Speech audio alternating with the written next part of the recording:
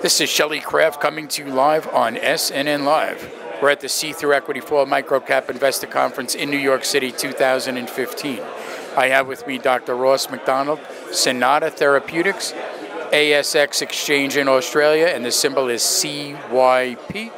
Welcome to SNNLive. Thanks, Shelley. Nice to be with you. It's good to have you. Let's get right into it. Give us an overview of the company, if you would. Great. Cynata Therapeutics is an Australian stem cell and regenerative medicine company.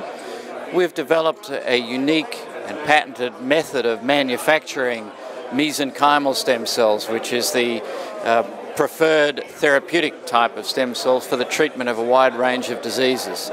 The challenge that the industry faces at the moment is the commercial scale manufacture of the product, the mesenchymal stem cell, the product in the bottle.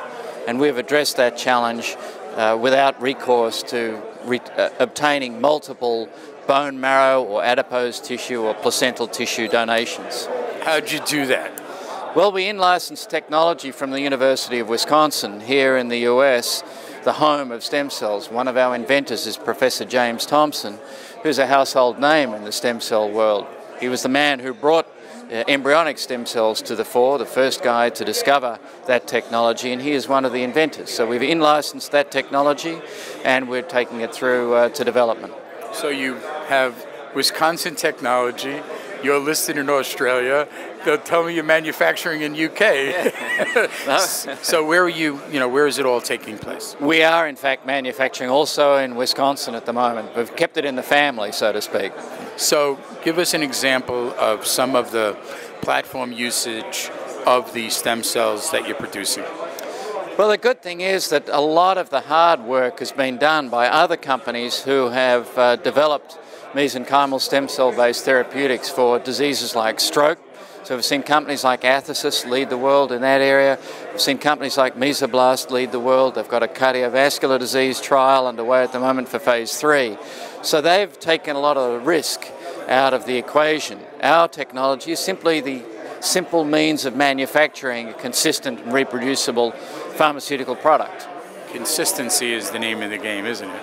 If you don't have consistency, you don't have a product. It's a very simple equation. You need safety, you need efficacy, and you need a method of manufacture, and that's what we provide. So you're targeting large pharma. You've got some big names you just mentioned. Correct, yeah, large pharma, big biotech. Our business strategy is to out-license and partner the technology with the major players who want to enter this very, very exciting field of medicine. Probably the last piece of the jigsaw puzzle for these guys will be the ability to manufacture commercially. So we're taking presently a cottage industry and industrializing it. I think it's a pretty good, I would say, product as you move forward, because as they get commercially ready to distribute these new, I guess, prescription drugs, they couldn't do it without you on to get that large distribution capability. Am I correct? Yeah, we'd like to think of ourselves as providing the Intel inside of your laptop. We're not the guys that make the hardware, we're the guys that make it work better. What's your competition? Fortunately, we don't really have any competition at the moment because the industry has relied so far on extracting stem cells out of donated material, like bone marrow, for example. So no one has actually appreciated where this industry will head in the next generation, and that's where we come in. What's your background? My background, I'm originally a scientist, but I've been involved in pharmaceutical licensing and M&A for the last 25 years, both in Australia, US, Europe, monetizing companies, technologies and assets. Tell me about FDA and approval process, and how does that affect your company? The FDA is obviously looking at the whole field of stem cell-based medicines under a microscope at the moment, and manufacture is going to be one of the very, very important elements that they will require companies to address, and that's the piece of the puzzle that we bring to the game. But of course the FDA and all the other regulators around the world have oversight over our products just as much as they do of any other prescription pharmaceutical product. So we're at the tail end of 2015. We're heading into 2016. Where do we see CYP headed?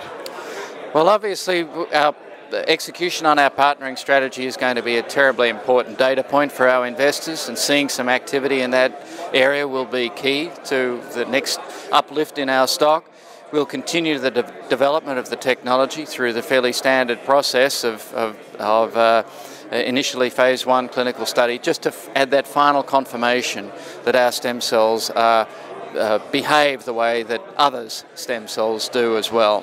And then we'll continue to expand our outreach to leading academic centres around the world who want to test our stem cells in their model. We have 2 groups, one investigating lung fibrosis at the moment and another cardiovascular disease, that represent, of course, major unmet medical needs, and our stem cells are at the front and centre of their research. Ladies and gentlemen, let's get a website, please. www.cynata.com.